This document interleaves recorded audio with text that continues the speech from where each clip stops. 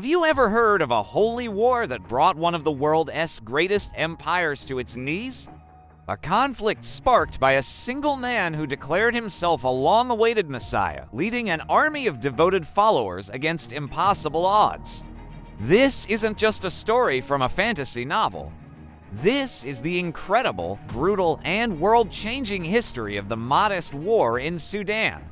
In the late 19th century, Sudan was a land under the control of the Khedivate of Egypt, which was itself heavily influenced by Ottoman and British interests. For the Sudanese people, this foreign rule meant oppressive taxes, corrupt officials, and attempts to stamp out the lucrative slave trade, which was a deeply ingrained part of the local economy. Discontent was simmering, waiting for a spark. And that spark came in the form of a charismatic Islamic scholar named Muhammad Ahmad bin Abdullah. In 1881, Muhammad Ahmad, a man known for his piety and ascetic lifestyle, made a stunning declaration. He proclaimed himself the Mahdi, the prophesied redeemer of Islam who would appear at the end of times to restore the faith and establish justice. For many Sudanese who felt abandoned and exploited, this was the moment they had been praying for. His message was simple and powerful: throw off the corrupt foreign rulers and establish a pure Islamic state. Thousands flocked to his banner, armed with little more than spears, swords, and unwavering faith. They became known as the Ansar, or the Helpers. Initially, the Egyptian authorities dismissed the Mahdi and his followers as a minor nuisance. They sent small expeditionary forces to crush the rebellion, but they severely underestimated the Ansar's zeal and tactical skill. In a series of stunning victories, the Mahdists annihilated Egyptian armies, capturing their modern rifles and artillery. Each victory seemed to confirm the Mahdi's divine mission, and his movement swelled into an unstoppable force. The world began to take notice. In Britain, the government of Prime Minister William Gladstone was reluctant to get dragged into a colonial war in Sudan. But as the situation deteriorated, pressure mounted.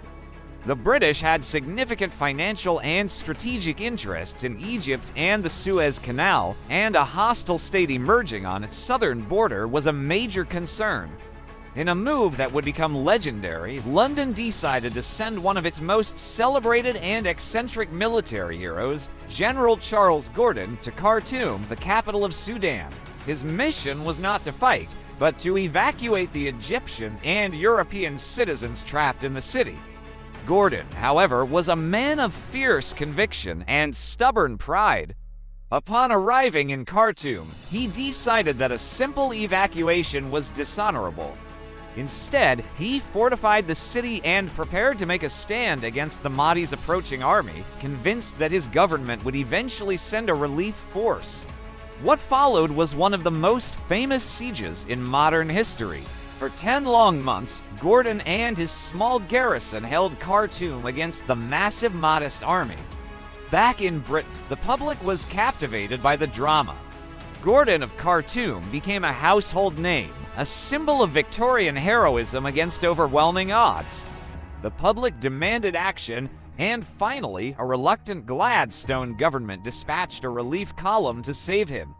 But it was a race against time, and they were running out of it. The relief force fought its way up the Nile, battling Mahdist fighters and the harsh desert environment. They were just 2 days away from Khartoum when the news they dreaded arrived. On January 26, 1885, the Mahdist forces, whose supplies were dwindling, launched a final, desperate assault. They breached the city's defenses and overran the garrison. General Gordon was killed in the fighting, his death sending shock webs across the British Empire.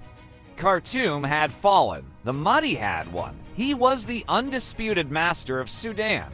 He established his capital at Omdurman, across the river from the ruins of Khartoum, and began to build his Islamic state. However, his triumph was short-lived. Just 6 months after his greatest victory, the Mahdi died, likely from typhus. His dream of a pure Islamic state would be carried on by his chosen successor, the Khalifa Abdallah ibn Muhammad. Under the Khalifa, the Mahdist state became a formidable, expansionist power. It was a highly militarized society, dedicated to spreading its version of Islam through jihad. The Khalifa launched invasions against his neighbors, Ethiopia to the east, Egypt to the north, and even clashed with Italian and Belgian colonial forces.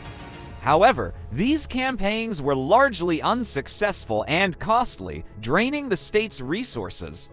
Internally, the Khalifa ruled with an iron fist, brutally suppressing any opposition and dealing with widespread famine and disease that ravaged the land. For over a decade, the Mahdist State, known to the British as a dervish empire, remained a thorn in the side of European colonial ambitions in Africa. But Britain had not forgotten the humiliation of Khartoum or the death of their hero, General Gordon. By the 1890s, a new mood of aggressive imperialism had taken hold in London. The scramble for Africa was at its peak, and France was expanding towards the Nile from the west. The British decided it was time to settle the score and secure the entire Nile Valley for themselves. In 1896, a powerful, modern Anglo-Egyptian army under the command of Sir Herbert Kitchener began the methodical reconquest of Sudan. This was no desperate relief column. This was a war machine.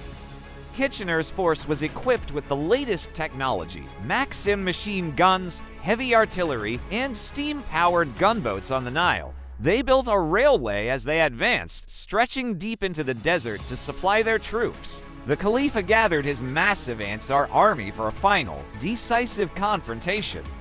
On September 2, 1898, the two forces met on the plains outside Omdurman.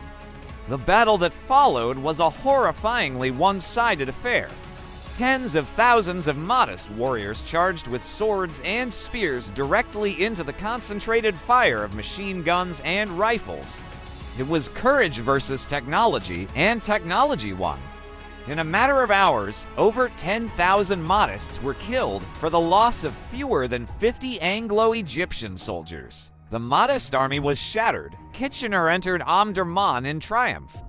The Khalifa escaped but was hunted down and killed the following year, marking the final end of the Mahdist State.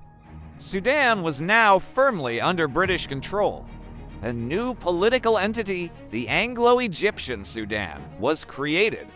In theory, it was a joint rule, but in reality, Britain held all the power.